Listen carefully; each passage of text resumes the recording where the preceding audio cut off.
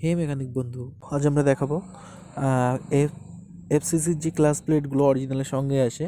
তো পরে আমরা যখন মার্কেট থেকে আলাদা এফসিসির ক্লাস প্লেট কিনি আর এফসিসির যে অরিজিনাল ক্লাস প্লেট সেগুলোর পার্থক্য দেখাবো, ঠিক আছে? তো এইগুলো হচ্ছে সচরাচর আমরা জানি যে এগুলোই হচ্ছে এফসিসির ক্লাস প্লেট। হ্যাঁ, এবং প্লেটেও খুব সুন্দর করেও লেখা থাকে যে এফসিসির ক্লাস প্লেট।